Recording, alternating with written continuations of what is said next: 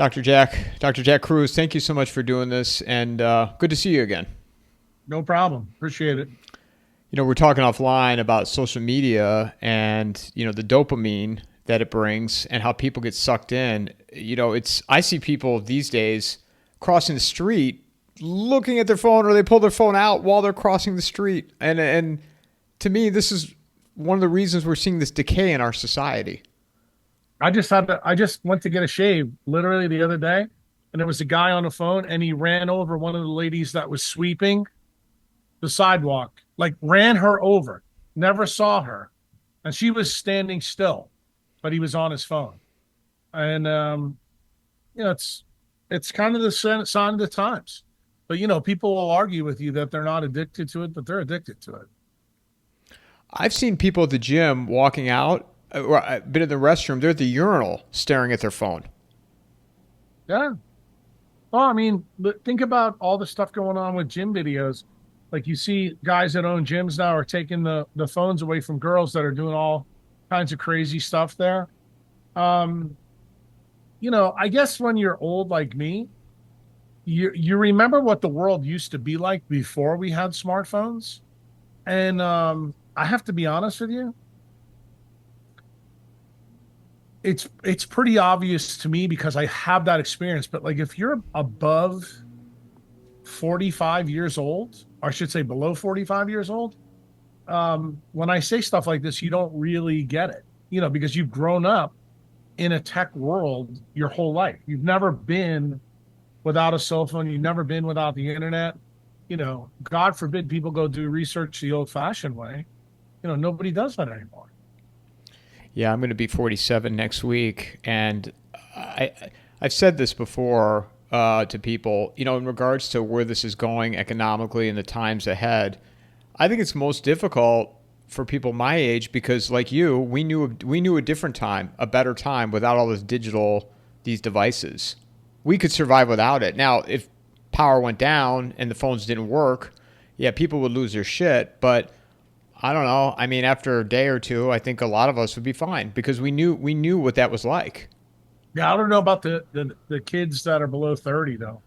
In fact, I think most of Bitcoin Twitter their heads would explode without being able to connect to the internet. The Snapchats and well, and TikTok, everything, all of that crap. well, that's the other thing too is people don't realize how much of an impact this has had on the youth and how the agave that these kids feed off of it and the attention that it gets. I mean, I've talked about this. Young girls. I mean, they are obsessed with this stuff, and I don't know how you reverse it back. Well, the thing is, it reminds me of Marshall McLuhan when he said the medium is the message. If that's truly the case, I don't think you're gonna switch it back. But the message, like I tried to deliver to Marty, last week, was that Bitcoiners need to really understand that they need to monitor their time. Like social media actually takes time out of your bank account. And when you really understand that, I mean, I think the literal people know that they spend too much time on the internet, but I'm actually talking about it's taking biologic time away from you when you're on social media a long time.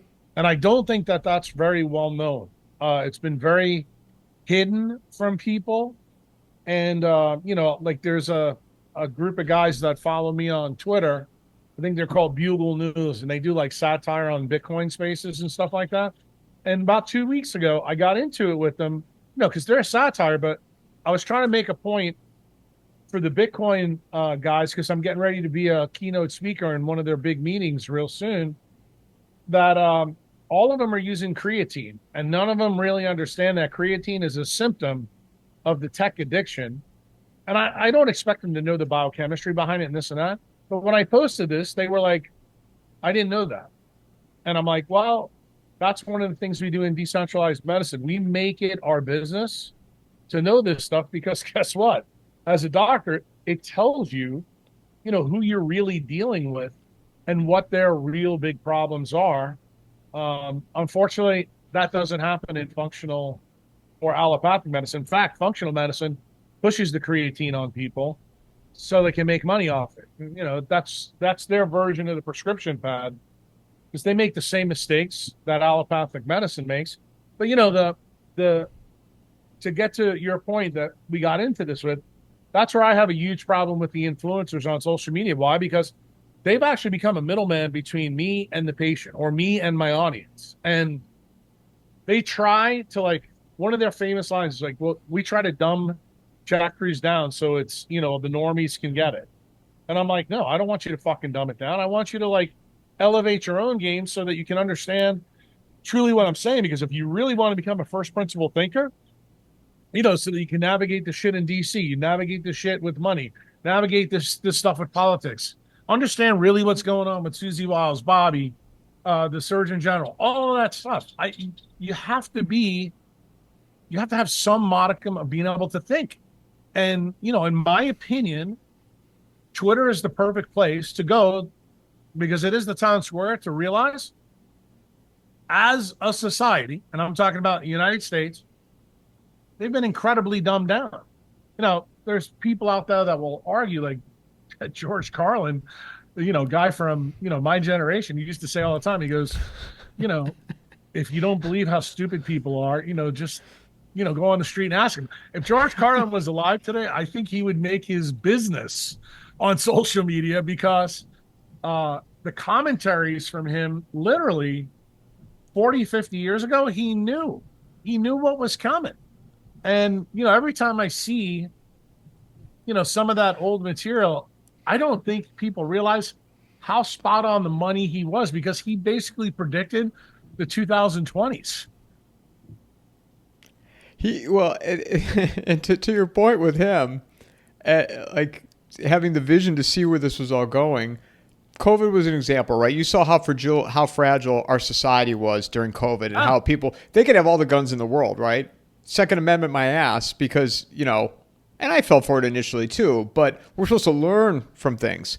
Here we are, fast forward 5 years later, the Casey Means and her best-selling book and blah, blah, blah. You know how many people that I talk to that are on the right, doctor, that said, yeah, she's doing it. I am so hopeful for the Mahab movement. And I'm like, oh. But do you understand why, though? I mean, to me, I think that's the bigger story. If you understand why, because remember, inferior talent only looks good when it's carrying inferior ideas. And you have to remember something. Casey and Cali are carrying the moment for the influencers. And Mike, that's really important. Like, those same people will not carry the moment for Mary. Why? And here's the ultimate irony. They need doctors like Mary to protect them down the road, but these influencers don't get it. Why? Because they have short time preferences. Think about it. You have now girls and guys on the internet that are 20, 25, 28 that are making more money than doctors who spent, I don't know, 20 years getting their craft. Literally telling you bullshit.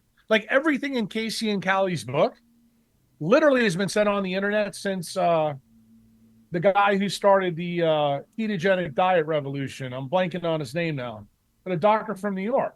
And that stuff has been out. Like everybody has said the same thing about food and supplements and everything else for 40, 50 years. So what do? They come with new packaging and all of a sudden we're supposed to think they're magically delicious, and they're not. They're absolutely not. There's nothing about them. There's not an original thought in their head for either one of them. But the interesting part is who's behind them is giving them the stage. In other words, they are taking advantage of the people that follow you on Twitter and follow me on Twitter. And I know the people that will listen to this podcast will be probably pissed off that I'm saying this, but I really don't care because it's the truth. Like somebody posted something on Twitter the other day that said 87% of the people in the United States took the jab. I don't know if it's accurate or not, but I made the comment very quickly. I said, well, the 13%, that's my tribe. Do you want to know who I talk to? You know who I focus in on? I focus in on my tribe. I really don't care. Like a lion does not care about the antelope. And I guess because my mouth's not a bakery and I say this stuff live on Twitter, people are shocked because that's not something that people do in 2025. Like everybody's kumbaya. Everybody, wants to burn the sage and, you know, this, that, and the other thing, have cat videos and all that. Dude, I'm not into that. I'm into people understanding. I want you to put time back in your bank account. I want you to understand how you're being scammed. I want you to know how the government's robbing for you. I want you to know why, when they told you they were going to do what they're going to do, why they're not doing it, and who's propping this whole game up. Because really, it's a casino game right now. And it's no longer survival of the fittest, it's survival of the wisest. And everybody who argues me about this, I'm like, just look at the last 6 months. It's a perfect example. I mean, look at Nicole Shanahan's tweet from a couple of weeks ago that got everybody on Twitter fired up. She goes, I don't understand, what's going on. I was told this would never happen. And it happened. You know why? Because now she's not in the news cycle anymore. She's not the bank account for Bobby. She's not, useful to Susie Walls. So everything they promised her, oh, well, we didn't really mean it like that. Now that Bobby's in, he's going to do what he's going to do. And basically, Susie's agenda is pretty clear. She works for Big Pharma. Big Pharma is the foot soldiers for the DOD and DARPA. That's the game here. Just know that, and then have conversations about that. When I talked to Marty last week, my concern, because I do consider the Bitcoiners my tribe. It's been over a decade for me with those guys. I'm very, very concerned, Mike, that these guys like Marty having his third baby, he's not going to be able to have a pediatrician to take care of his kids without having to run the gauntlet of 72 injections. And, when you actually really parse the numbers out that Bobby's been talking about, 1 in 100,000 to 1 in 27 in New Jersey and Orange County. Well, let me ask you a question. What happens when it's 1 in 1? Okay. Well, then what happens? Who's going to be there to take care of all these kids that are mentally handicapped and the parents that are mentally handicapped?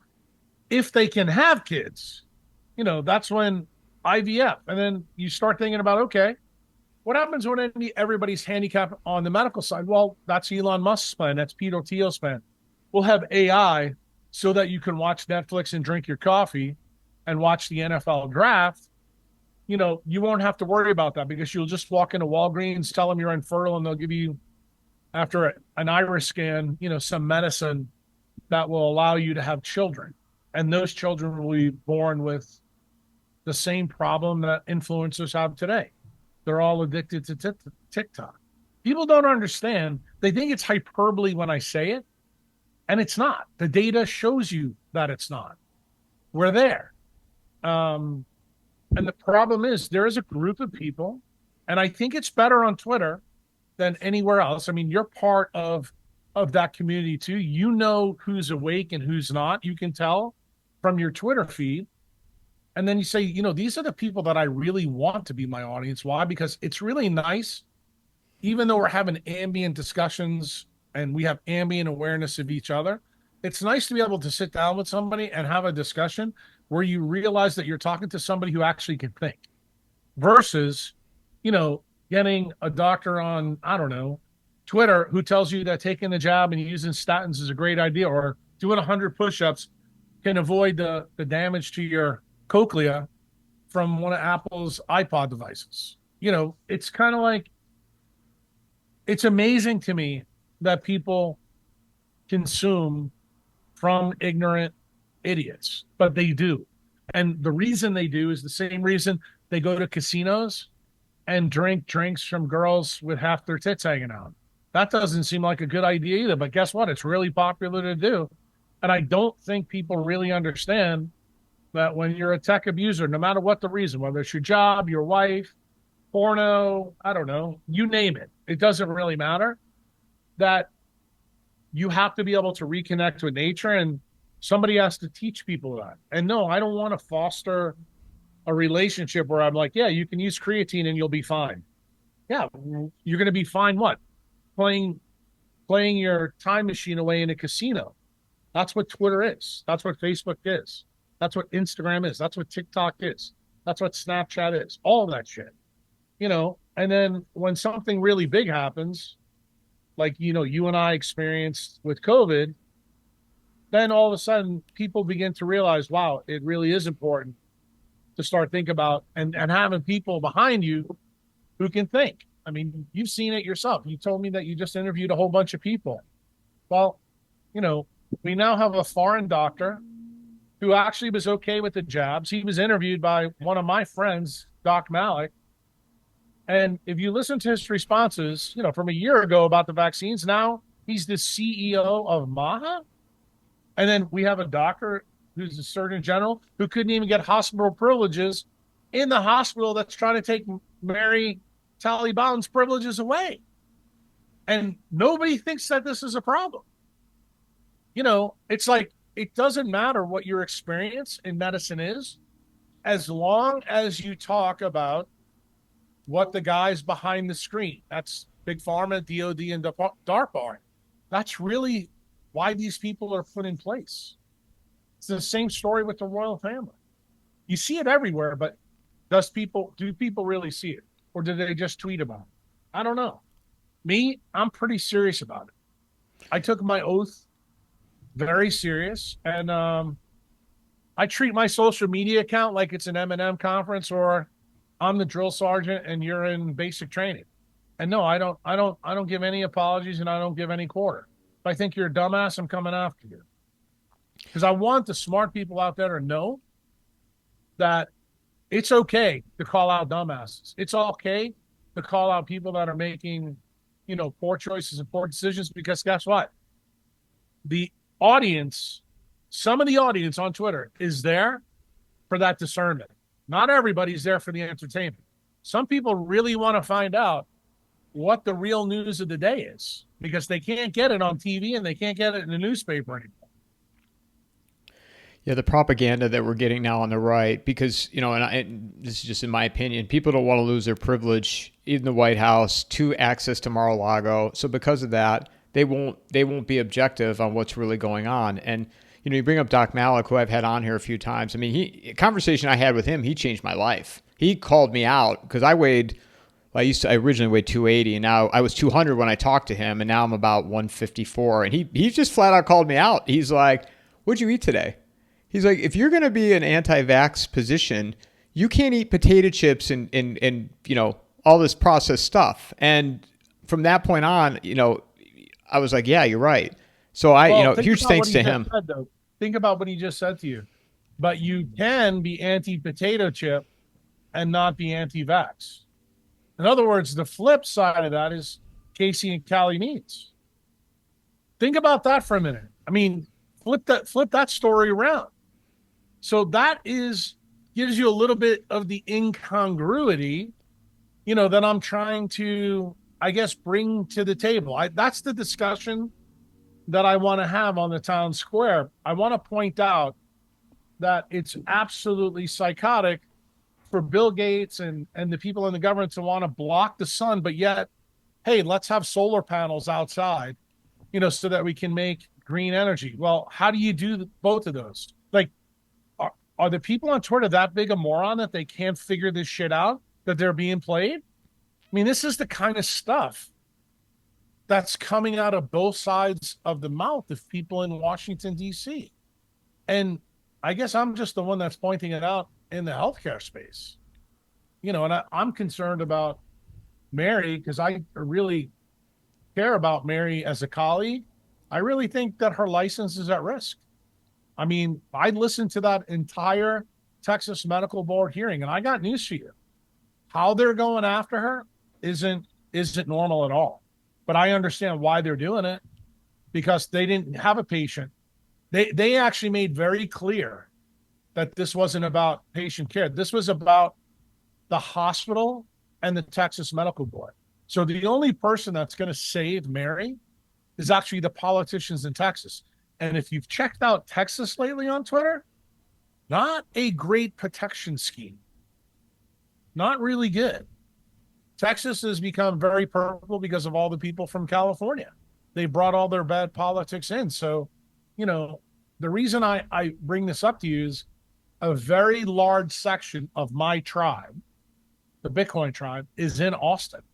And Marty's there. I've told him, I said, you guys need to understand sovereignty is at risk in Texas. And, the Bitcoin community has drawn a line. In Texas, I got news to you. Decentralized medicine is under attack in Texas. They're not coming after Bitcoin, but they are coming after doctors. And if you happen to be a Bitcoiner and stay in Texas, you're not going to have any doctors shortly to take care of you, because the Texas Medical Board, once they teach Mary this lesson, every other doctor will fall in line. Is that where you think Their career is at risk. Is that where you think it's going for her? That's probably the likely outcome.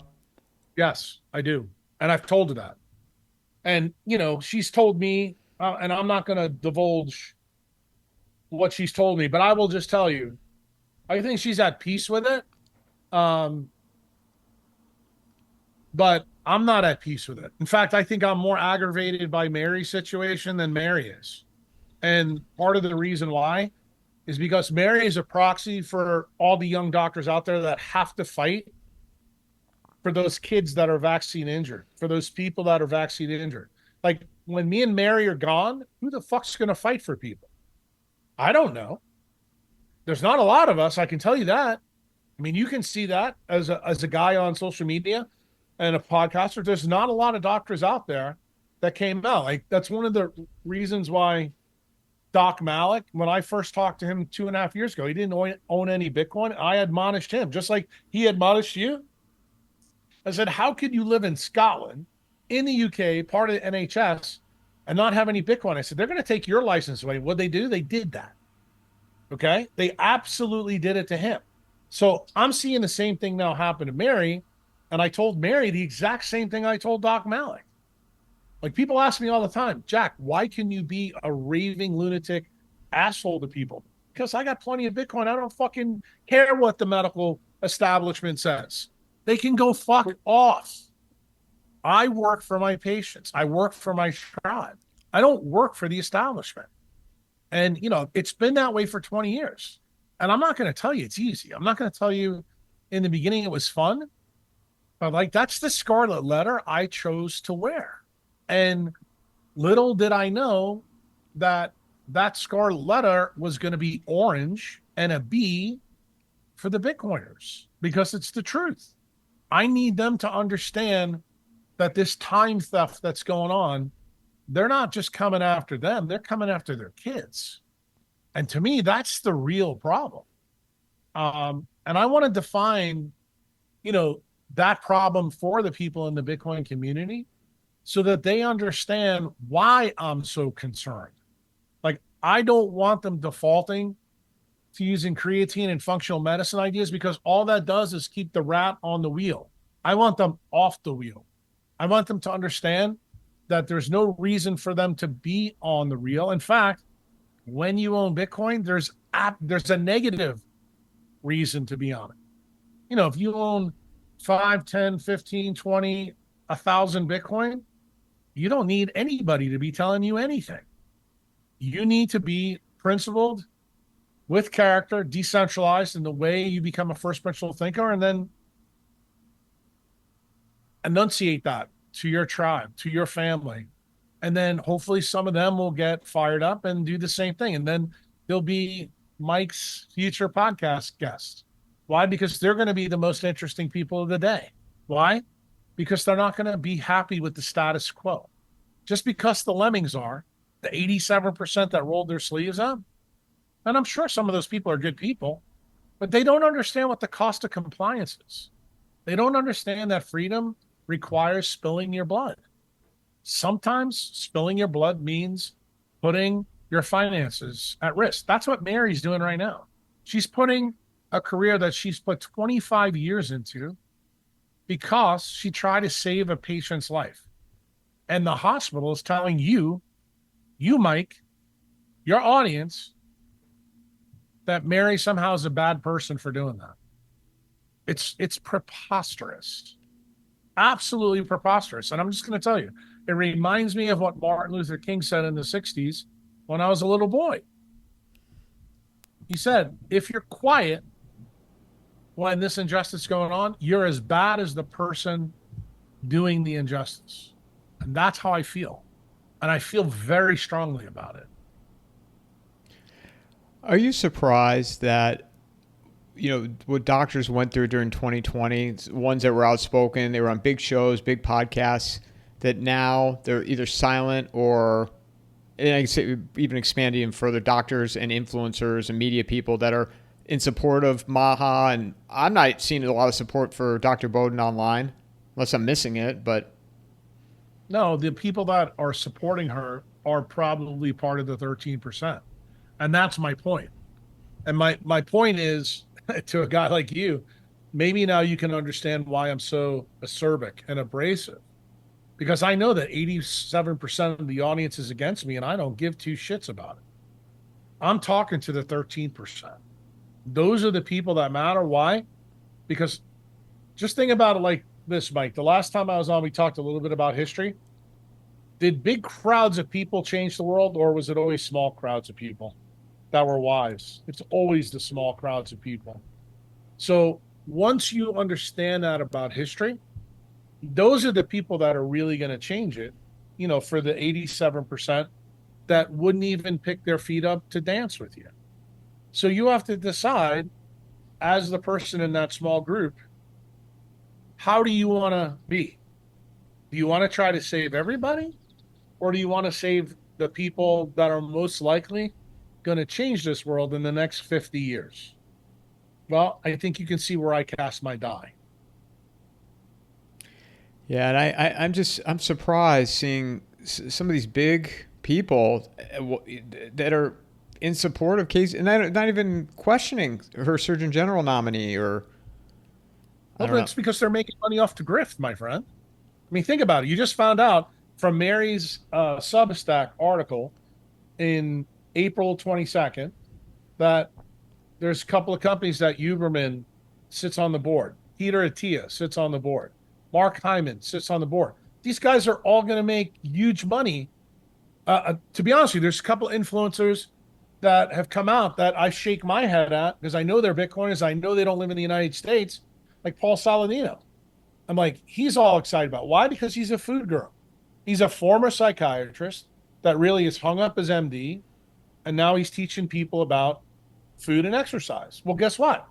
If you're a food and exercise influencer, what is Casey and Cali fundamentally telling Food Babe? What are they fundamentally telling the base? That is what we're going to focus in on. And me and Mary are out there saying, by the way, the elephant in the room is 25,000 kids a day are getting popped with a bioweapon that can subtract time for you literally overnight. Like the Fruit Loops and the red dye, that's going to kill you too, but it's going to take 3-4 decades for that to happen. This can kill you immediately. I mean, look at the soccer player, Mike, on the field. I think everybody who will listen to this has seen it. I think his name is Christian Henriksen. A guy from outside threw the ball in and he dropped and he died on the field. This guy is physically fit. He played the whole soccer game and he drops dead. That doesn't happen with Fruit Loops. If you find me one person that's happened with Fruit Loops after getting the Fruit Loops, in the last little injection, then I'll change my tune. I'll be right behind Casey and Cali Means. But that's not reality. That's not the reality that's unfolding. And then we have Robert Malone, who what he just came out and said, against Nicole Shanahan was nothing more than stunning. But again, I'm not surprised because remember, he's a stakeholder in the mRNA platform. He also happens to be a doctor that took and got high off his own bag. He took his own shot and actually had a vaccine injury. But you have to decide, as the guy that's doing podcasts, and the audience has to decide, well, who do I really want to listen to? Who's going to pack my parachute? Like my big problem with Asim Malhotra, because he's now kind of on my side of things. This is the point I'd make to you, Mike, so you can understand where I'm coming from. If you were a patient and you came to see me 4 or 5 years ago, and I told you what I've been saying, do not take the jab when it comes out under any circumstances. That's not what Asim Malhotra did. In fact, the only reason that he got woken up is because his father took the jab and died. That's what woke him up. So let me ask you a question. Do you pay doctors, Mike, to make the accurate diagnosis? Because isn't it true that when you go to see, he's a cardiologist, I'm a brain surgeon. If we make the wrong diagnosis, your life can be extinguished like that.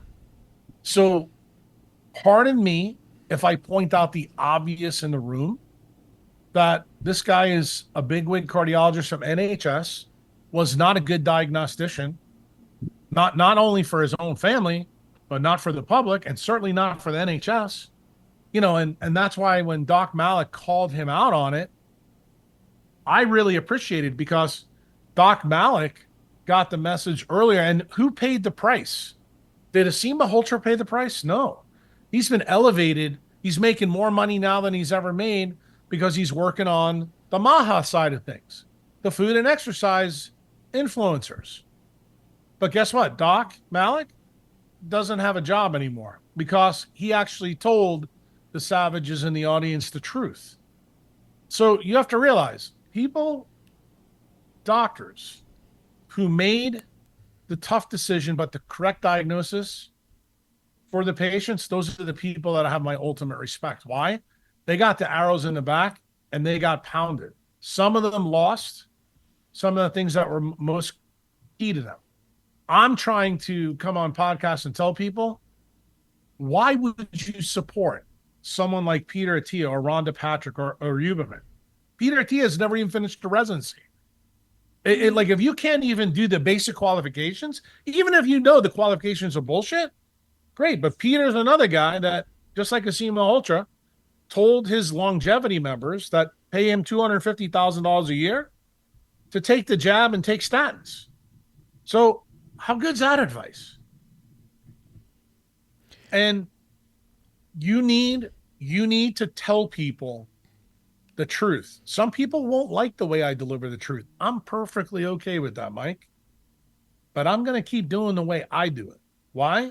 Because I find that when the world is completely artificial and made up with bullshit and filled with influencers, the only way to fucking get through to people is to punch them square in the mouth. And I'm really good at that. That's one of the things I respect about you, doctor, because you just don't give a fuck. I don't. No. And the reason why I don't is because I know that life is on the line. Here's a question that I want to ask you. Why did Cali Means agree to do Danny's podcast with you and Mary? I think that one is simple. And, maybe someday you can actually have Danny on your podcast, because I think Danny does need to come out publicly. He's been very quiet because I don't think he wants to talk about this. Because future guests may say, oh, he's going to spill the beans. But he had Cali scheduled for the podcast when I did my first one. When Cali heard that one, he called Danny and said, I'm out. You can interview me in May of 2025. Okay? Then what did I do when Danny told me that? Danny said, he canceled our podcast because his podcast was supposed to be at the end of December. Just him? Or was it just? Oh. No, it was just him and Danny. And he canceled this podcast because he knew that Danny was probably going to be a little bit adversarial, especially since I was on and Kevin was on, Kevin McKiernan, with Danny, and so was Alexis Jasmine. He had 3 podcasts in a row that was all science. So he knew that he was going to get pounded and he wouldn't be able to get his food babe message out, or his Paul Saladino message out, or his Peter Attia message out to the masses. And what you guys don't know is that his sister was already up for the Surgeon General then. And what did I do? That's when I started. If you look back at my Twitter feed, in November and December, early, I started releasing all the things that the investigators that I hired started to find. I didn't release it all, but enough to smoke them out. Danny calls me up and tells me, Jack, by the way, he's agreed to come on the podcast now. And that's when Danny said, would you be okay coming on the podcast with him? I said, absolutely. And that's when I said to Danny, Danny, I think you should bring Mary on as well. So I'm the one that suggested Mary. I said, now you're going to have 2 doctors and a guy who's going to be in the cabinet. And we're going to see. My belief is that when you watch that podcast, you will clearly see a lobbyist and you'll see two doctors. And then you'll see a guy that's running his podcast who's trying to be the matador, but really he was out of his league too, because some of this was high level science. And I know Danny's not a scientist, but he also wasn't willing to step on Cali's toes a little bit when Cali clearly was off. And it's very unusual, Mike, when you have a lobbyist on. Lobbyists are the smooth talking guys, that no matter when you put a camera on them, they're ready to go. And that's very clear from both Cali and Cassie's interviews. And if you look at the way the interviews have gone on podcasts and things like that, they always keep it to, like I told you, inferior talent is really good when they're carrying an inferior message. And their message has always been the same. They've never gone off. So in that podcast, that's the first time you actually see, not the podcaster, the doctors putting it to the lobbyist. And I said to Cali at the end of the podcast, I said, I'm perfectly happy with the audience making the determination for the reasons that I mentioned to you, Mike, earlier, that I believe the savages in the audience will look at that and go, okay, I got it. Now I understand what's going on. Now, the reason I wanted to smoke him out is because I knew his sister wasn't going to get the Surgeon General job once this came out. And if you want to know the truth, Cali knew it too, because what did he immediately do that night? He called Danny Jones and told Danny Jones, do not release this podcast anytime soon.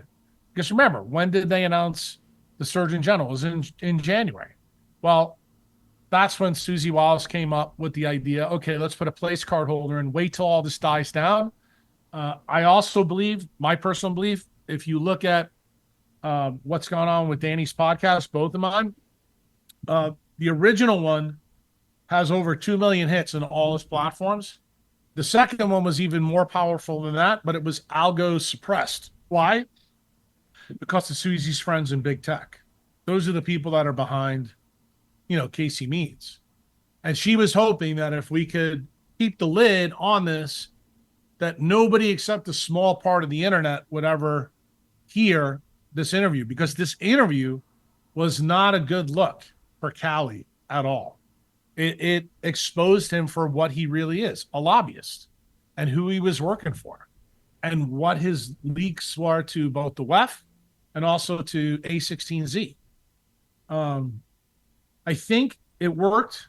And then Mary took the bull by the horns when she posted her Substack on April 22nd that went into all the details of all the other influencers. Like when you wanted to know when they named Casey, why all the other influencers came out, didn't you find it amazing when you read Mary's Substack that most of those influencers are actually in line for this huge payoff as well? So remember, in Bitcoin world, what do we say? Incentives dictate outcomes. What else do we say? Always verify, don't trust. And that was the message really that I delivered to my tribe in that podcast. I don't know what you got from it. I don't know what your audience got from it, but I was the first one that outed them before anybody else, because I knew what the game was. And the point that I'm trying to make to you is what I said to Malhotra, or about Malhotra. I made the correct diagnosis. That's my point. That's all I wanted people to know. That, to me, that's the single most important thing, because when people know that they can trust you, even if they don't like you, that's okay.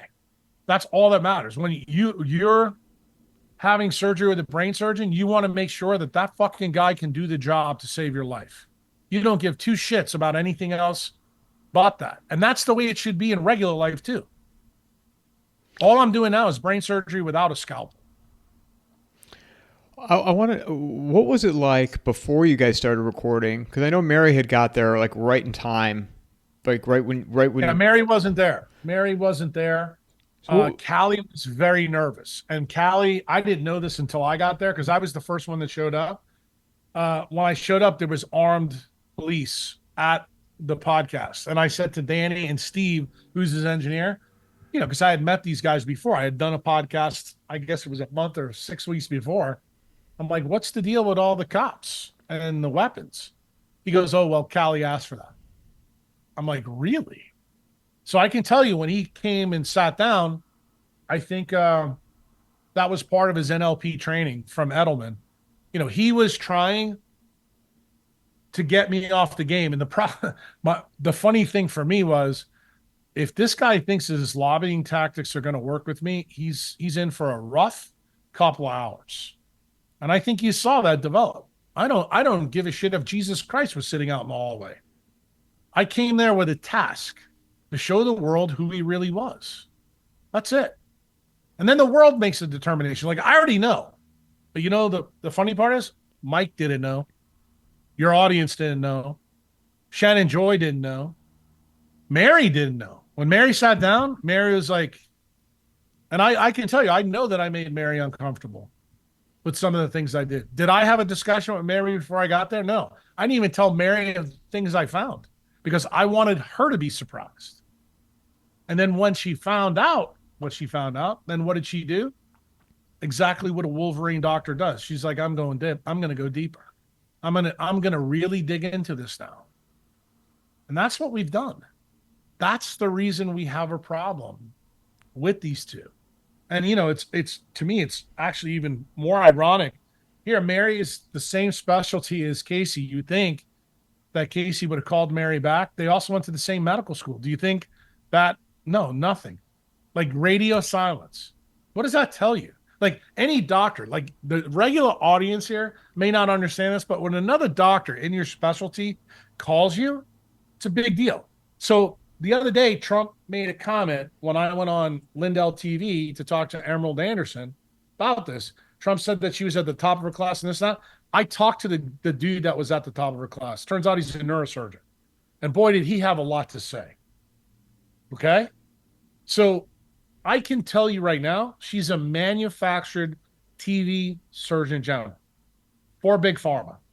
That's who she is, for Big Tech. Cali is a lobbyist that's in place to make sure that Bobby Kennedy stays in amber. That's the real story. And Susie is the person who's the puppeteer, who's being directed by the DOD, DARPA, and Big Pharma. That is the hierarchy that is in Mahan. When the conversation ended and Danny stopped recording, what was that conversation after? Was there any talk? Yeah.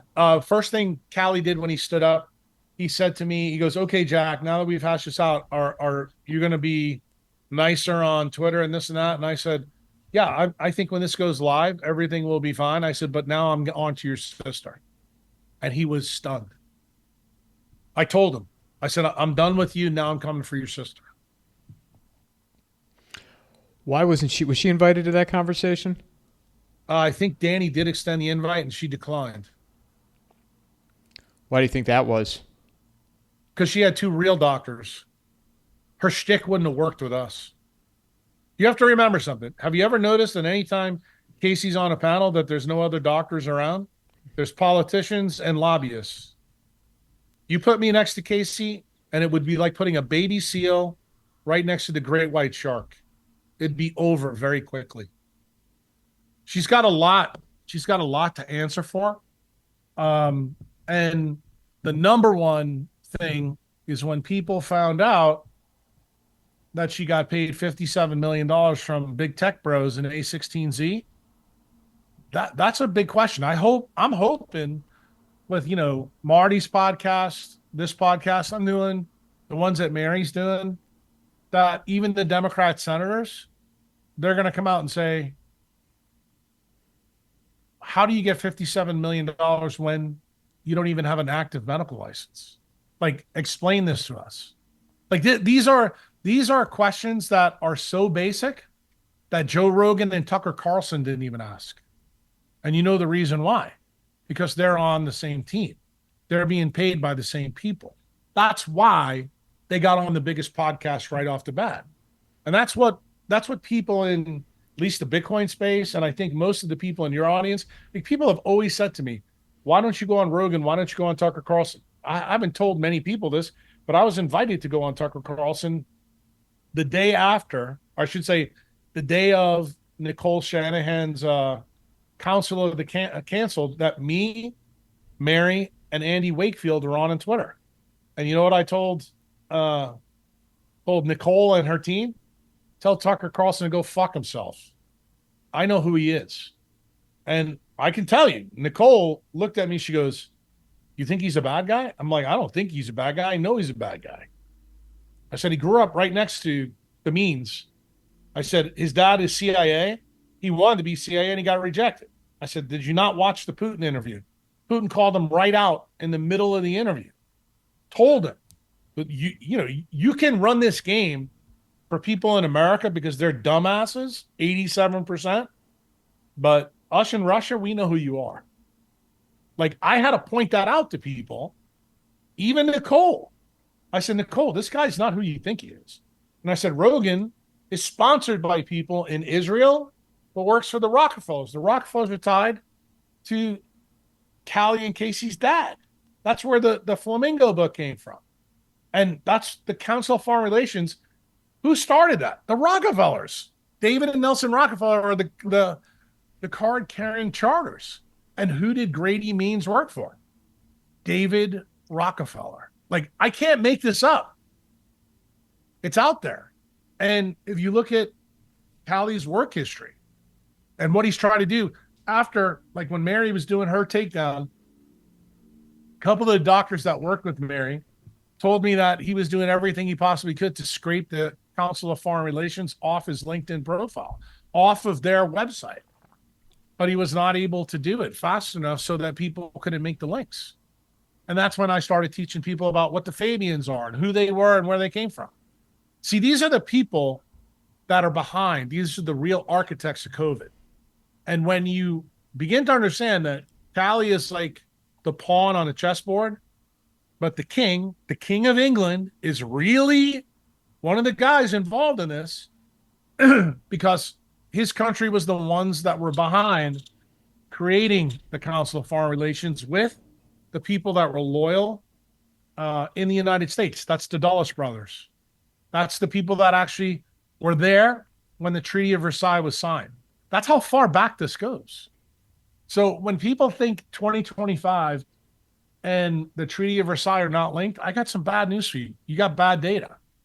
Chatham House. You know what Chatham House rules are? The Chatham House is tied to the Council of Foreign Relations. That's when you're not supposed to talk about anything that happens.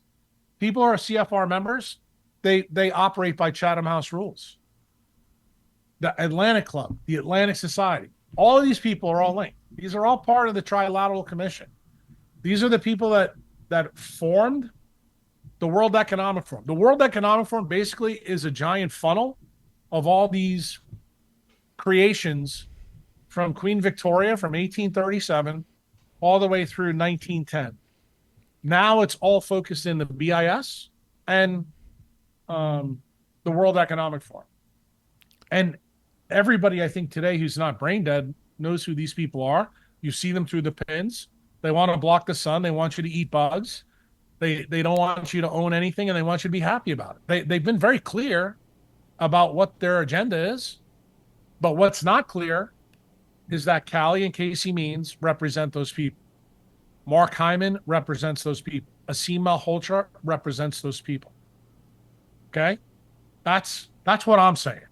And you need to be aware of that. And if you're okay with that, and Paul Saladino seems to be okay with it, and Peter Attia and Huberman, they're all okay with it, and you're supporting their podcast, you're supporting their work, I want you to know that you're supporting a traitor.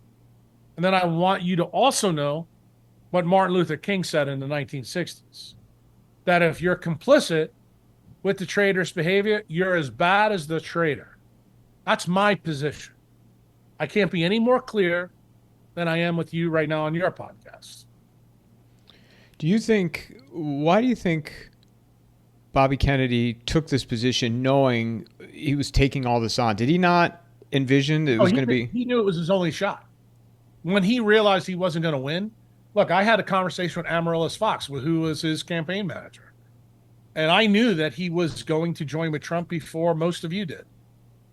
And, I got asked my opinion. I said, look, if you don't think you can win and Trump's going to give you a spot and you're going to be able to do something in medicine, I'm like, that's still pretty good. I said, I'm pretty convinced that Trump is going to fix the money. He's going to fix the problem with the Fed. I've always believed that. I still do. That's part of the reason why you can see I'm a very unusual cat. I'm not coming out against Trump. I'm okay with Trump. I'm coming out against Susie Walls. Susie Walls is the one that works for Big Pharma. Okay. Trump is actually trying to put the screws to the other half of this equation, which are the bankers and Wall Street. Why? Because they try to put the screws to him. Those were the guys that try to kill him in Butler, PA, and he knows it. So Trump has to do some unpopular things to get Bitcoin bonds to keep money going. Why? Because everybody, no matter if you're left or right, if we don't have good money, the United States effectively is over. And Bitcoin really is that parachute that's going to save that part of the economy. My heart of hearts, the way I understand this, Trump gives two fucks about Maha. That's not really, remember, he's a one-term president. He has one real goal, and he's got to fix that problem. The rest of it, J.D. Vance will deal with. But just remember, J.D. Vance is a puppet of Peter Thiel, Elon Musk, Reid Hoffman. Right now, the major battle that's going on is between the bankers and the technocrats. And what's going to happen is the technocrats are taking the ball from the bankers. The bankers are not used to losing, but the bankers are likely going to lose this. And the reason they're going to lose it is because of their greed. When you put the country in the world that's got the reserve currency in 37 trillion in debt, and you demand to be paid, and you think you can bankrupt the country and turn all their 360 million people into slaves, I got news to you. That ain't going to fly. But that's effectively what really happened in 1971. It's also what happened in the great financial crisis. And when they got Obama and Bush to bail out the bankers, like they told the taxpayers right then and there, we're going to save them. We're not going to save you. And that's where the game is. Well, Trump understands all that. People forget Trump used to be a Democrat. His best friend was John F. Kennedy Jr. They both knew this game. And John F. Kennedy Jr. dad knew who was behind this issues. It was the bankers, the Rothschilds and the Rockefellers. That's ultimately what's happened. What's happened, I guess, since Poindexter was the defense secretary, he's the one that let Peter Thiel in. And that's when the PayPal mafia got in. And what happened? These guys are smart. They decided we're going to use technology to actually usurp the power of the bankers. And the bankers didn't really understand how these upstart kids could actually ruin almost 1,000 years of power that these people have had. Remember, the city of London, who's really where this power base comes from, has run the game that long. It's been a phenomenal run, no question about it. But the run is just about over. We're in the fourth turning of that run, and there's no more runway left. Like America is already bankrupt. We're almost 10 years into a debt spiral. None of the normies know that. Now the Bitcoiners do. Like I don't have to have this discussion with Bitcoiners. Like when I sit down with Marty, that's why if you listen to the podcast I did with him, we cut through. Like you and I are talking about the other stuff, but me and Marty talked about the stuff that Bitcoiners care about, and they know where we're at. They know what's getting ready to happen. They know the print is coming. He's got to refinance 27 trillion in debt in the next 18 months. The only way to do that, he's got to push down the 10-year yield. Well, the only way to do that is crash the economy and ruin the stocks and your bonds. Well, guess what? If you're a normie and don't realize that this is going on, you're going to have a really fucking bad day at the office. But guess what? Trump knows he's a one-term president. So he easily can do this now. And then what happens after that? Then the technocrats will come in. And if they do it correctly by backing U.S. treasuries with Bitcoin, then guess what? Everybody who lost, by the end, Trump's done and Vance runs, they believe, and I'm not saying this is a correct belief, but they believe that they can restore the wealth of most people initially because they have a way to jumpstart this transition. That jumpstart is buy Bitcoin. They buy Bitcoin, they effectively save the fiat system. They effectively save and give more runway to the reserve currency. And then guess what? Mom and pop on Main Street in Kansas, they're not going to be so upset with what's getting ready to happen the next, I'd say, 2 years. If you're an American and don't understand this story, the next 2 years for you is going to be a shocking revelation. There's going to be a lot of big changes for people. People are going to get crushed. Well, you're going to get crushed if you're close to retirement. But if you're close to retirement, at least you're in my tribe. I mean, Mike, you don't know this about me, but I've been preparing my tribe for 10 years for this. Like I tell them all, I said, for every $100,000 you have in fiat, you need to have a Bitcoin. Well, that was easy to do because the day that COVID crashed the stock market, Bitcoin was $3,800 at that time. Just think about that. 5 years later, Mike, Bitcoin's at $105,000 a coin. That's a 15x return in 5 years. Not even NVIDIA can give you that kind of return. So guess what? My tribe, they've learned to trust me. Why? Because the predictions that I've made turned out pretty good. And I also told them that COVID was coming. And I told them when COVID comes, be ready. Because what was COVID? It was part of the economic reset that's getting ready to happen. And that's exactly what it is. And what's the part that people have been very uncomfortable with in Bitcoin world? They're tapering the Ponzi scheme. They're taking out people they owe the most money to. So they're trying to lower the debt that way. Because if you kill people, what immediately happens? You don't have to pay them Social Security. You don't have to worry about Medicare. But what's the big thing? You have a 55% estate tax. When those people die, the Treasury gets the money. So what is it effectively doing? It's improving the debt to income ratio of the U.S. government. And that's really the goal. Now, when you say this to people, it kind of takes the tweets that you got from Malone, from Steve Kirsch, from you, from everybody else to a new level. But in the Bitcoin world, I've already had that discussion. I've already told people that that's what it was. There's an app on the phone called Clubhouse that most people don't even use anymore, but Bitcoiners still do. For literally 5 years, I've been warning them all that this was going to happen. And then even the smartest people out there that bought a lot of Bitcoin, they didn't believe it. They believe it now because they see all their friends dropping dead. They see soccer players. They see what happened to DeMar Hamlin. They see what happened to J.J. Watt. The fittest people in the world are dying. It's not the fatties that Dr. Fauci told you. They ain't dying. It's the fit ones. They've had a really good plan. Susie Walls directing this plan. She's the orchestra right now in the chief of staff.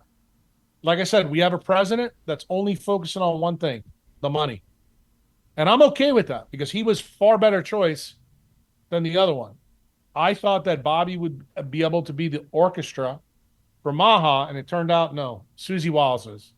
And Bobby's in some amber. And all these people that the food gurus, the exercise champions, and the influencers are behind, they are the people pouring and helping Susie Walls pour the amber around Bobby. That's my opinion. How long do you think he stays in this position for? I think that the better question is how long do I think Susie stays in the position? Because I'm going to tell you the guy that I think is the single most important person in the government right now, Senator Ron Johnson. He has subpoena power on his committee. If he uncovers what I think he could uncover, it's going to be very, very hard for the architects of COVID to stay clean here. And then I think the other real change we need is we probably need to get rid of both Susie and Pam Bondi. I don't think Pam Bondi is a good choice because she is complicit with Susie Walls from their times in Florida. Trump didn't have a choice there because Murkowski and Collins said they wouldn't vote for Getz, and Getz would have been the perfect AG. Why? Because he hates everybody who I'm kind of talking about in this podcast. He used to be my congressman back in Florida. He would have been a spectacular pick. But, he had some skeletons in his closet, too, that would have come out. And at the point, Bobby's got skeletons in his closet. We know about them. The big issue is it doesn't matter. When you have 25,000 kids a day getting potentially killed, who gives a fuck about, your indiscretions when you're a drug addict? I could give two fucks about it. I understand that. It's a disease. You used to have the disease, you no longer have it. I'm not going to crucify you. But politics isn't like that, you know? And unfortunately, public opinion kind of matters in these things. And that's the reason why, I've said Susie Walls has done a fantastic job, because as a lobbyist, she is in the business of propaganda and PR, and that's what she's doing right now. She is convinced everybody around, and Bobby himself, that we can only get people in that can get through the gauntlet of Congress. What people don't realize, the gauntlet of Congress is Big Pharma, is the Department of Defense, is DARPA. You actually heard Chuck Schumer come out before Trump got elected and said, I don't think Trump should be talking shit about the intelligence agencies, because those are the people that kill you. Like, he told us, and now you're seeing it. And then you saw the way that the paradigm in power made Bobby genuflect during his confirmation hearings with Cassidy. I can tell you, I'm working behind the scenes to get rid of Cassidy. But who's Susie Wiles and the RNC got in the bullpen? Somebody worse than Cassidy. Like, they're already ready for the succession plan. That's why these people are exceptional, because they play the long game. They don't play the short game.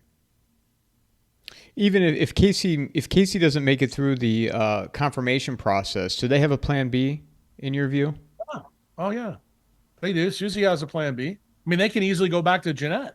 They won't, but they could, because remember, she also is a Mockingbird media person, completely centralized.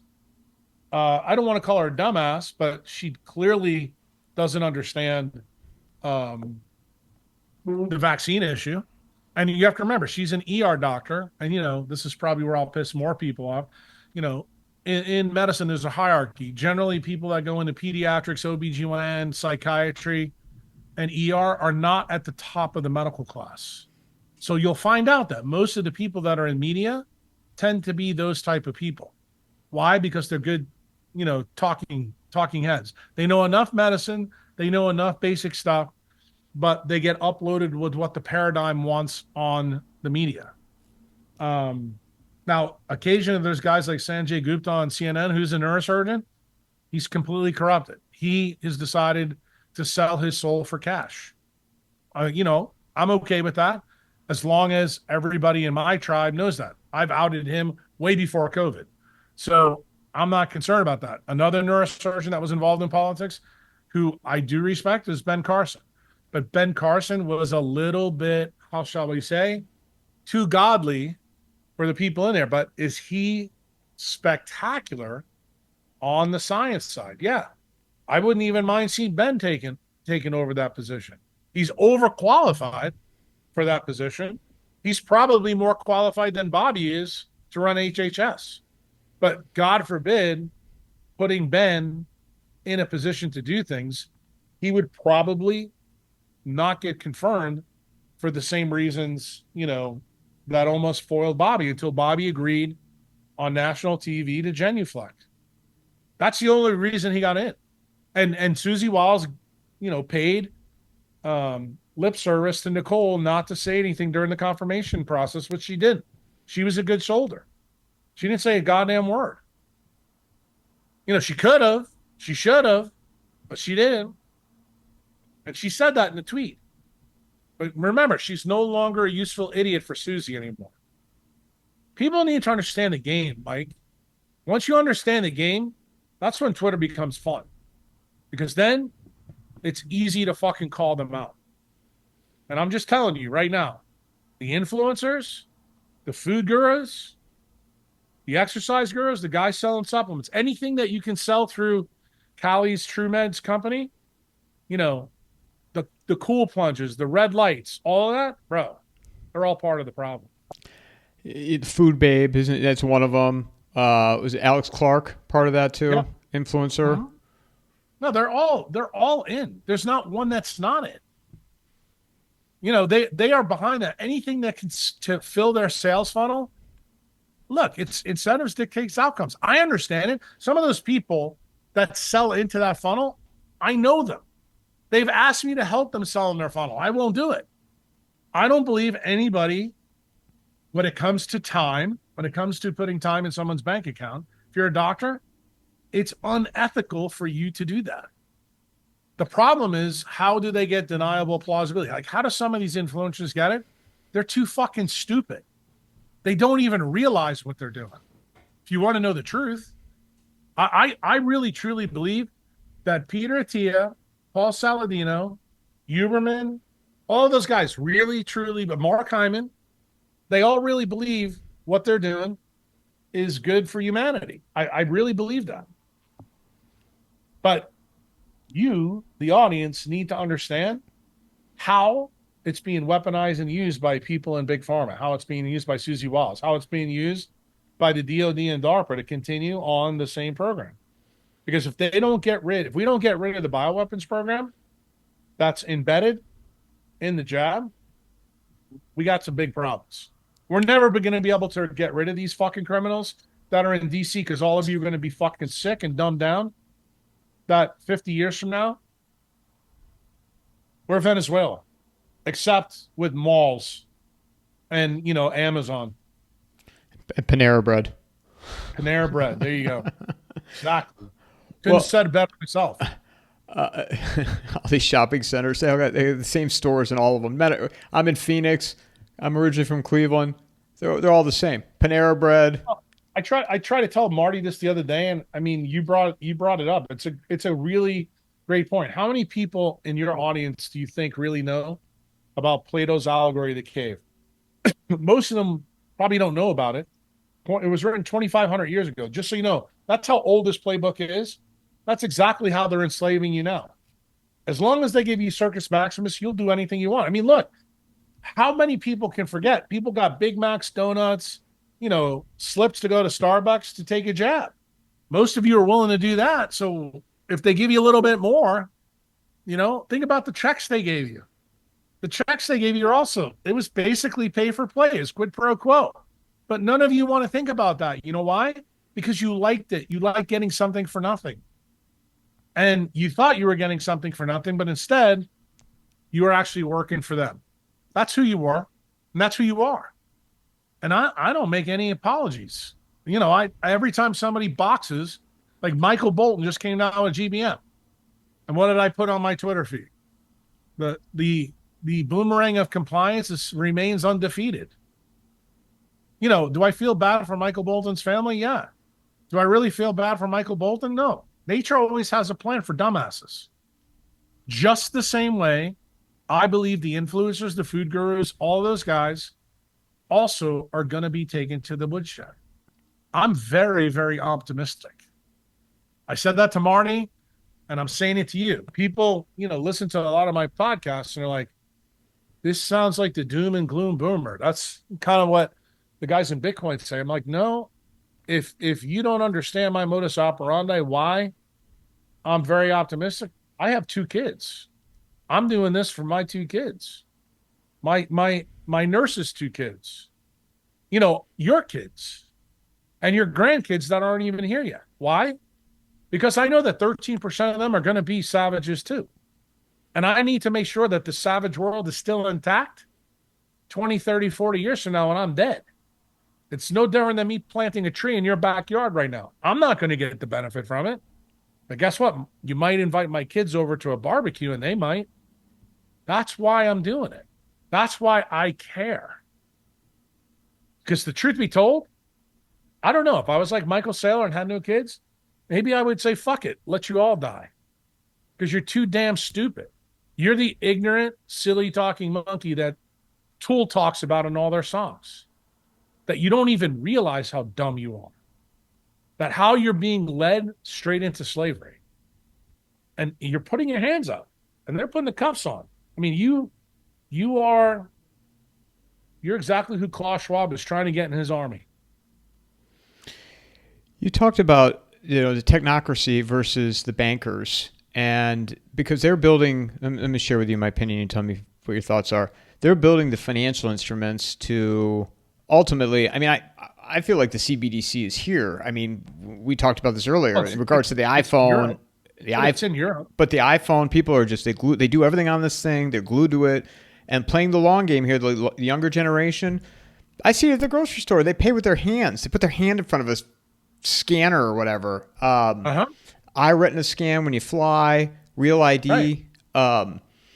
So do you? I mean, to me, I feel like it's inevitable that this is coming on the technocracy side. Yeah, I don't think it's inevitable for the whole audience. Like I would challenge you the next time you fly, I want you to do a couple things. Go 3 or 4 hours early, stand in the TSA line and see how many people opt out of the picture. Then I want you to stand and watch the TSA booth. How many people opt out of the scanner where you put your hands up? I got news for you. There's a lot of us, Mike. A lot more than you think. And you want to know something?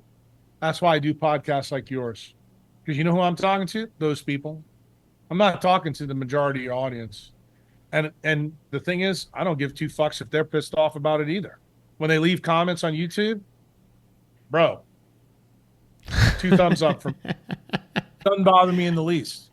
Why? Because everything I'm about is about time and about sovereignty, about freedom. And it's about time people begin to understand that sometimes you have to spill blood for freedom. It's in our DNA in our own country, but we've forgotten that. And the thing is, what the government's doing to us right now is far worse than what King George did to us in 1774, 75, 76. Back then, it was just about worshiping God and tax on tea and the Stamp Act and all that jazz. Now, dude, it's ramped up completely. The amount of people that have died from this, and it, what is it, 25,000 a month? Kids are still getting it. Yeah. I mean, for the first 100 days, we're over 3 million kids now since Trump's taken office. This is the inaction. Like, and look, most people know that I support Bobby, but am I hammering Bobby everywhere on social media? Yeah. Because I want him to be furious, even though he's in the amber. I mean, the guys that I know, like the other Fabian that's in there is Marty McCarty. I can't stand the guy. He's a cancer surgeon. He knows that what the DOD and Susie Walls have created for him the biggest opportunity of his life as a cancer surgeon. He's going to have cases coming out his asshole. So I don't trust him at all. In fact, anytime I see a tweet of his, I just turn it off. I don't even, Mary's still trying to reform him. I'm like, he's not reformable. He's drinking the blood of the dead people. That's what he's doing. And you need to realize that. Jay Bhattacharya is an absolute rock star. He's one of the pure bloods that's still left in there. He's the guy who's going to be the guardian of science. And I still believe that Bobby is the change agent. I think he's got to outlast Susie and all the Fabians around him. Because when he does that, then we'll see. Like I'm not totally pessimistic about the United States. I'm not. But I'm very you want to know who I am pessimistic about? The 87% that complied. Those are the people that are in Venezuela. Like New York City, Chicago, California. Like I'll give you a perfect example. If California fell into the ocean, I would probably have a party at my house. That is what you call via negativity. Get rid of the superfluous. Now, I know there's a lot of good people in Orange County, who see things differently, but I'm sorry. You put the governor in, you put those senators in, your Speaker of the House, they've been in forever. No. You're part of the problem. You're part of the criminal cabal in D.C., and you're not doing enough as far as I'm concerned. You're not out screaming at the top of your lungs. I mean, Maxine Waters gets out and does more screaming than any of the people in Orange County. Isn't Marty McCary? Was he tied to Cali Means and TrueMed? I think Mary made that link, but from what I understand, the link wasn't brisk. I know Cali's pushed back hard on it, but to be honest with you, I don't really care whether he's linked to Cali or not. What I really care about is that Marty is linked to the biggest profit mass that'll come out of COVID, which is turbo cancers. There is going to be so many people that come down with these cancers over the next 75 years that literally, if I tell medical students don't go into medicine, But if you're going to go into medicine and you want to absolutely kill it, just become a cancer surgeon or oncologist. You literally, you could be the stupidest person in medical school and you'll make a fortune. And the only reason why, you'll have a target audience or a target market that's the size of Walmart's. Well, and I saw Laura Loomer. I mean, she's been all over Cali too, with you guys over the last Well, few weeks. again, late to the party, Yeah. but glad she's on our side. But Mary lit her up. Mary's the one that lit the fuse there. To be honest with you, I'm not really a fan, but I look at it like this. Sometimes your enemies can be your friends when you're, fighting the same battle. And for me, the battle is very simple. I only care about Bitcoin and I only care about getting rid of the jab. Why? Because they're both tied to the same thing, decentralized networks, one in medicine, one in money. I'm about decentralization. I'm about freedom. I'm about sovereignty. To be honest with you, Mike, I'm probably the only guy that'll be this transparent with you. I don't give two fucks about any other issue. You name the issue, I don't care. Why? Because these are cornerstone foundational pieces of really what the United States is. So in the first turning that's coming, if you don't have the cornerstones right, do you want to worry about building the fourth, fifth, sixth, seventh floor if the cornerstones are bad? It's crazy. You got to get the cornerstones right. And that's the reason that I'm being vocal. That's the reason why I'm being loud. That's the reason I'm doing the things that I'm doing. I wish I could tell you that I'm doing it because I really like you, but I'm not. I'm not. I'm really not. It's funny the way you said that. I want to ask you. But I meant it. That's why I'm not laughing. Right, right. No, I believe you. Members know that. My members are going to watch this and go, You. Mike, you don't understand, Jack. When you laugh and he doesn't laugh, that's when he's telling you an ultimate truth. No, And I I'm believe. I 100% believe you. I didn't doubt it at all what you just said. So I just thought I love that you don't give a fuck, and I appreciate that. In regards to El Salvador, Bukele, how much longer will he stay in his position for? Because is his term almost up? No, he just got reelected last year. So he's got 4 more years. So he's good. And the way the people have voted down here, technically he could be El Salvador's version of FDR. And then I think the Bukele family has 5 brothers. So I think anybody who runs in his party, and it may not even be his brothers, but I do think at least 2 of the brothers probably would consider running for president. My opinion with El Salvador, we have 40 more years.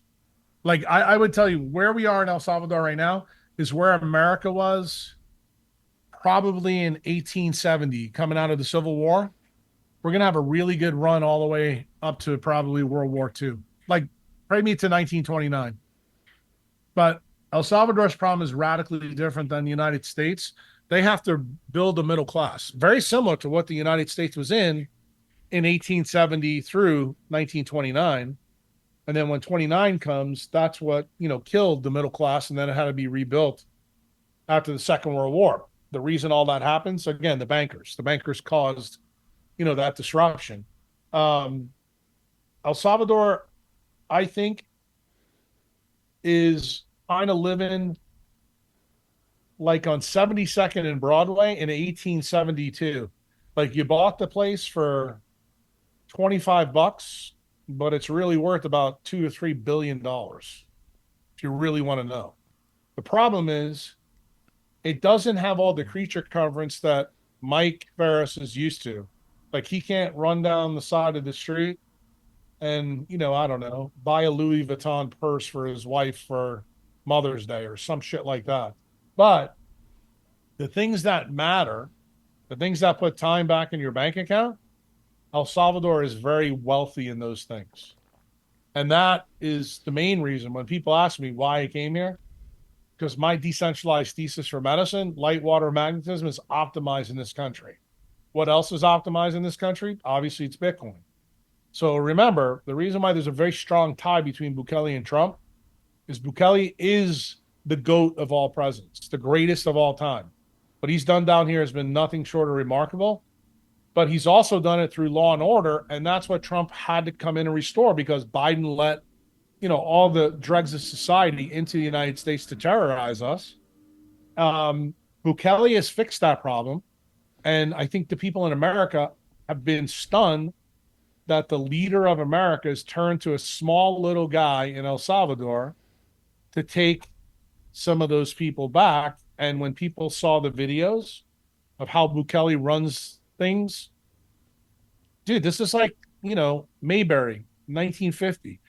You do something wrong here, you're going to jail. Like, for example, last night, Bukele just arrested somebody who works in the government. Believe it or not, somebody who worked on taking back the Venezuelans from the United States. At 11 o'clock at night, last night, he put her in jail because he found out that she was stealing from the people of El Salvador. Okay? And is he taking heat for that on social media now? Yeah. Just like Uncle Jack, he gives two fucks. Because what does he believe? If you steal from the people, you deserve to go to jail. And, I've said this to many podcasters. I'll say it to you.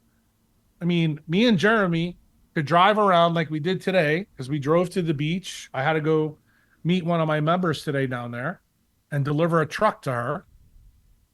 We can walk around with $10,000 in our hand and tell people nobody's going to do anything. Like, this is the safest place in the Western Hemisphere. When I tell you there is not one town in the United States that could sniff our jockstrap when it comes to crime, I'm not kidding you. And remember, 6 years ago, this place was worse than Chicago. That is what leadership can do. So when people in the United States tell me that elections don't matter or leaders don't matter, I got to be honest. I'm in a country right now where it mattered a lot. Mattered to Jeremy, I can tell you that. His life's completely changed, under this president. And that's the reason why the president here has a 90% approval rating. Last question. What were your thoughts when you heard of Biden's prostate cancer diagnosis? Well, I think he's had the cancer for a long time, but the cancer is indolent. I think the bigger issue with Biden isn't the cancer. I think you guys right now are getting sold a line of bullshit. I think the big issue is the dementia. And do I think the dementia, in his case, is related to the jab? Yes, I do. I don't think it's cancerous, though. I think he's had the cancer far longer. I think that's where the diapers go on. And if you remember the famous picture of him and Macron with the diapers when it looked like he took a dump in his pants, there's pictures when he was the vice president with Obama that I looked at. He was wearing diapers then.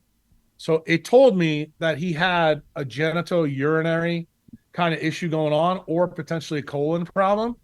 And back then, he was completely lucid. Like when he was on the news, he had no problems, but he was wearing the diapers then. But do I think that the dementia is definitely tied to what's happened with the jab? Yeah. And, what happens in younger people, they get something called long COVID. It's really a misnomer. It's not really long COVID. What it is damage to the inner mitochondrial membrane that reduces the battery power. So if you think about this like you're not a doctor, it's like AAA when you live in Minnesota and you go outside and it's minus 40 and you have to call them to jump your car. That's kind of the same issue. But in his case, the pilot light in his brain is out. It's not working. And it hasn't worked. And that, brings up a bigger issue to me that's far more interesting than his cancer. Who is running the country? My belief is that we had that guy that didn't have the proper birth certificate running the country for a third term. That's my belief. And I think it was probably a cadre of people, some of the people that are the architects of COVID in the Department of Defense, in the Pentagon. So I think the Pentagon played a huge role in this. This is the reason why they're so anti-Trump, because they had the power, probably for about the last 8 years before, when Biden was in and when Obama's last term was. Obama was a president that was behind the bankers, behind Big Pharma, behind the old guard. The old guard is now being attacked. And Trump is allowing the technocrats to attack them. That's why I said this is the most interesting part of my life, because you can see there's a coup going on. We've had multiple coups in the last 20 years. But America's been so dumbed down by the things that you heard me talk about in the Danny Jones podcast that they don't get it. As long as they get, a good Monday night schedule, they get good hockey games, they've got good shopping in the malls, Jeff Bezos sends everything to your house, and people are not stealing your shit on a Ring doorbell, stuff like that. People in America are content. They're not doing anything. Nobody's putting their pitchfork down and picking up arms yet, even though they got plenty of guns. I don't know what it's going to take. Maybe it's going to take when they come steal your money, because that's starting already too. Go try to take out $10,000 from a bank right now. I dare any one of you to try to do it. Walk in. Don't tell them you're coming.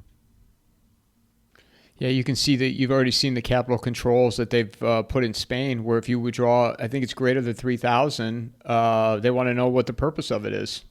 Right. Because you know why? Bitcoiners know the answer to this. The normies know. Who custodies your money owns it. It may be in your name on your account. The bank owns your money.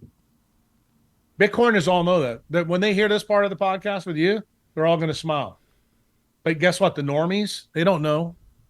They don't know that. They're like, Jack, what do you mean? I've got this money in the bank. I worked hard for it.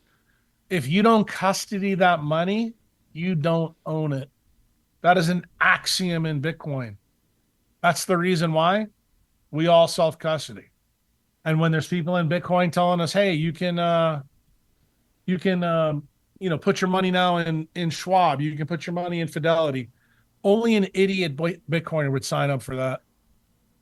And trust me, there are idiot Bitcoiners. All you have to do is follow some of them on Twitter. They'll be the same guys using creatine. Well, that's the great taking, right? You really have no ownership of the money in your bank account. That they could take at any given point. Well, they did. Remember, they did in 1931 and 1933. Remember the bank holidays we had? Remember when FDR made gold illegal? Like, just think about that. Like, people act in the United States like this shit has never happened before. That was the last fourth turning. Okay, now you've been through first, second, third, and fourth. You're in the next fourth one. You're in the midst of the biggest debt spiral ever. It makes what happened in 1929 look like a street fight. But nobody's felt it yet, but it's coming. And when it gets here, hopefully you remember podcasts like this. You probably won't have enough money to watch them at that time if you're a normie, because, you'll be out in the bread line getting welfare cheese or Velveeta, from whoever the president is at that time, but that's what's coming. All right, Lad, I got one more question. Well, two questions. And you probably have said this before, so I apologize for asking it again. Gold at all? Do you mess with it? I sold my last bit of gold in 2013. It's part of the reason, Mike, Mary's pretty good friends with Shannon Joy. I refuse to go on Shannon Joy's podcast. You know why? Because she shills gold.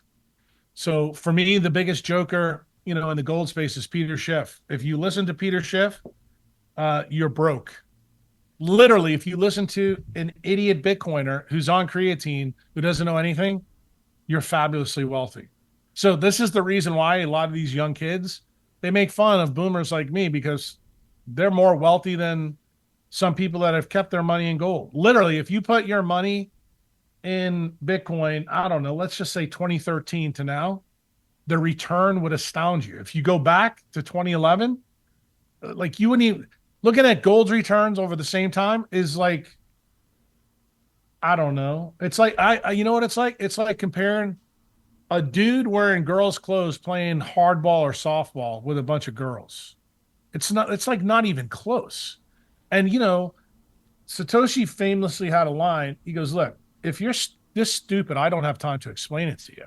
Like, anybody who's shilling gold and silver, when you have Bitcoin available, it makes no sense to me. Now, am I okay if you have, say, a small stash? Like, say if that's part of your exit plan, because I don't know where you live, Mike, but you may need gold or silver to get out of the United States if it turns ever into Venezuela. Like, if Trump's not successful in backing bonds with Bitcoin, and say it really does go to shit in a handbasket and we turn into Venezuela, then I agree with you. You're going to need silver and gold. But you have to realize what I did, Mike. I picked up and left 6 years ago. I come back to the United States when I want to. not because I have to. And I solved all that. I sold almost all my property, sold all my assets. I have not owned a stock in over 10 years. I have not owned a bond in over 10 years. So when I tell you that I put my money where my mouth is, I believe that Bitcoin is the only asset one needs. You do need to have a citadel. And if you listen to the podcast I did with Marty, I did say Bitcoiners should only sell their Bitcoin when the asset is going to put time in their bank account. So, for example, if you have a house that has no walls and brings the outside in, and you can house your family and your friends here if the shit hits the fan, to me, that's reasonable. But, if you go out and spend all your spoils on a Lamborghini, then you're probably a Bitcoiner that's using creatine and, working inside in the gym, with blue light on. I don't have time for those idiots. I'm talking to a very specific type of savage. People that understand that time is more valuable even than Bitcoin. And that's a very small group of Bitcoiners. Trust me. I know that, but it's even a smaller group in the normie land. And do I know that there's a lot of good people out there that are savages that own silver and gold? I don't have a problem with you doing that. I just have a problem with your business plan. I think all of you become very, very comfortable in the United States because you're not asking these tough questions of your government that I've done for 2 years. You listen to every podcast I've done. Mike, have I not been acerbic? Have I not been a pain in the ass? Have I not been iconoclastic? Whether it's decentralized medicine or in politics, I am bringing the heat. I am the forge. I am trying to point out to people what the cost of bad thinking really is. Last question. With Bitcoin being decentralized, and as you see governments moving to more centralized, is it possible for them to attempt to bring Bitcoin into the fold and centralize it? It's possible for them to centralize the parts that they own, maybe even the entrance and exit ramps. But remember, the more money fails, the more peer-to-peer, the original white paper in Bitcoin becomes reality. Because what happens when society breaks down? Then you're going to have people trading assets that are valuable to them. And the one thing I can tell you, the more money fails, the higher Bitcoin goes up. And then you can use that asset to get the things you need. So if you listen to what I said to Marty recently, I believe the United States is going to be Bitcoiners that are all over the world. The United States no longer will have borders. It's going to be Bitcoiners who love freedom and time. And like, for example, Marty's going to own calves and cattle. I may own healthcare. We'll barter those two things off. Like, in other words, everything that we need, we will be the tribe that helps each other out. And to get into this tribe, you're going to need to be a decentralized thinker. We're not going to let people in with creatine, who just need Vienna sausages, to get by so that, they can, fight wars that shouldn't be fought. By that time, though, the government won't have any money to fight any wars. It's going to be, if Trump is not successful on the monetary side, my friend, this is a crazy thing to say, but it's true. It's actually even a worse outcome than not getting rid of the jab.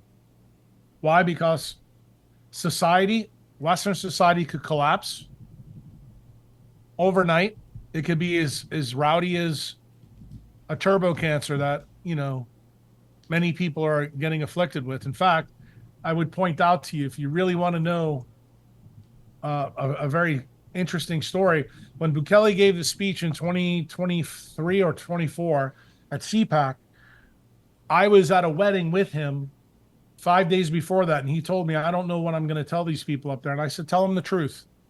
You should go listen to that 23-minute talk, and what you'll hear, Bukele said, he goes, we need America to be great again. Why? Because we can't afford for civilization to collapse overnight, because the tsunami wave would be massive everywhere. And I agree with that. I absolutely, completely agree with that. And I think that what Bitcoin is to me, if a tsunami wave does come, it's Noah's Ark. In fact, I used to refer to El Salvador as the Ark. and that Bukele was looking for the right animals to put in his ark. And what is he doing now? He's trying to help our president of the United States any way he can to avoid the tsunami. That's how I see things, on May 20th, 2025. I think that we do have some good leaders still left. I don't think Trump is a bad guy. I just think that he's put a lot of bad people around him. And I understand why he's loyal to Susie, because without Susie, he probably doesn't get reelected. But Trump needs to realize the people that really got him elected was the Bitcoiners and the Maha moms. He has a bigger duty to them than he does to Susie Walls. And do I think he understands that? No, I don't. I think he's still paying the Susie Walls debt back.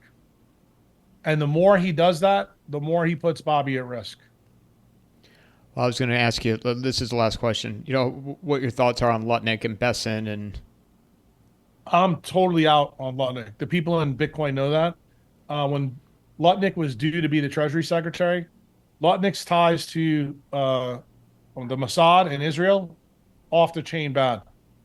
But where he is in the current role, he's perfect. For Commerce Secretary, because he understands what Trump's got to do. Trump has got to take apart the bond market. And that's something people don't know who Lutnick is. If you go listen to his talk at the Bitcoin Nashville meeting in, I believe it was in May or June of 2024, last year, he was the biggest primary broker dealer for the U.S. government, meaning he bought the bonds. This is a gentleman who understands what's going on in the bond market and what the United States has to do to finance all these things. The problem is many people in the Senate knows his links to the Rockefellers and the Rothschilds. And he's a little bit too close to that game, and I don't think people trusted him enough, especially when the story about how his brokerage was taken apart in 9/11 and who we now know has been linked to that whole story. But as Commerce Secretary, he's okay. I don't think he can hurt us. Besant is very interesting because he's a World Economic Forum guy that has gone through, how shall we say, a confession, where he realizes that communism's a real problem, and he completely understands how to use tariffs to do a controlled demolition, kind of like the building that you saw on 9/11, where a lot of those stock certificates for all these criminals really were based. And the people that are the criminals in the Fed, Besant is going to do that controlled demolition to get interest rates where we'll be able to refinance that. If Besant and Lutnick are not successful, then the tsunami wave comes. If you want to know the truth, those two guys in the government, no matter if you're left or right, no matter if you're Democrat or Republican, you now have to root for those guys. Why? Because our entire future is tied to that controlled demolition. That's the truth. That's also the reason I'm not in the United States, because I know the most unsafe place to be, if those guys don't work, is to live in any city in the United States. Because remember, nobody in the United States knows how to farm. Nobody knows how to hunt. And when food gets scarce and you can't get money out of the bank, you have 3 days. And then I would say to you, Mike Ferris, how good do you think silver and gold is going to be for you then? How are you going to carry that out? How are you going to get to safety? Carrying, I don't know, let's just say a couple $100,000 or $1 million worth of gold around with you. And then if you're not armed, you're not protected, you're not ready, you don't think those fucking people are going to take it away from you? You saw what happened, in Trump's last term in Portland, Charlottesville, St. Louis. I got news for you. Imagine that at scale. That's what the tsunami looks like. That's what actually Bukele warned Americans about in that CPAC speech. But you know what? Most Americans that'll listen to this podcast, they're too goddamn ignorant and arrogant to think that that could ever happen in the United States. I got to be honest with you. Happens everywhere else when society fails, when the money fails. Bitcoiners seem to know that. And right now, the money is failing. It's now the patient in the ICU that's multiply jabbed, who has stage 4 cancer. You better hope that the doctor that's taking care of you doesn't have his head up his ass. You better hope it's not Mark Hyman, Peter Attia, or Casey Means. Well, it couldn't be Peter or Casey because they couldn't get hospital privileges. But you know the point I'm trying to make, that you need to think about this. So when you ask me the question about having cash, having silver, having gold, I want you to understand that Uncle Jack hasn't come to this decision lightly. I've thought about the implications. And one thing I can tell you about neurosurgeons that we are taught to think, the reason why we're good at what we do, we think 6 steps ahead before we bipolar or cut. Did we lose 3rd grade by this maneuver? Is it safe to do this? We are taught to think into the future so that we don't ruin a patient's life. And I will tell you, my opinion, that ability that I was trained to think like is the reason why I've been in El Salvador for 6 years and you haven't. It's the same reason why your flag is still hanging the right way and not upside down. Because remember, the last time I told you, when I come on again, if you really got the message from Uncle Jack, it'd be upside down. But it's not. So the smack that Doc Malik gave you, I'm giving it to you now. It's time for you to think about these things very seriously. It's not a warning. It's actually, I want you to become a decentralized savage and think about all the things. Think about the things that Mary's saying. Think about what Mary's going through. Think about the things that I've done, the things that I've said. We're trying to warn you that things are flashing red. You know, and remember what happens when the guy whose pockets are filled with gold and silver and the great white shark's fin comes up. Can he swim as fast as me and Mary to the shore? I don't know. But seems like you want to try it out. I'm not. I've thought about that. I've given it that thought experiment. I'm out. That's not my part of my vernacular now. It's not part of my lexicon. I left that idea 2013. That's why I don't own stocks, bonds, and any real assets anymore in the United States. Where can people find you, Dr. Jack? Any social media at Dr. Jack Kruse. There's a lot of scammers out there, but it's the same everywhere. You can find me on my website, jackkruse.com. I have a forum there if you want to learn about the science. I have a book on Amazon. And if you want to learn about the science like a savage, Patreon blog is how you do a DIY. If you want to hire me, bring your Bitcoin. I'm hireable, but I ain't cheap. I let you rent my brain. I appreciate you taking the time to speak with me. I appreciate all the information you put out, and I look forward to continuing to follow your work and hopefully more conversations ahead. All right. Take care, Mike. Thank you, Dr. Jack. Mic drop. Get some coffee. Mic drop.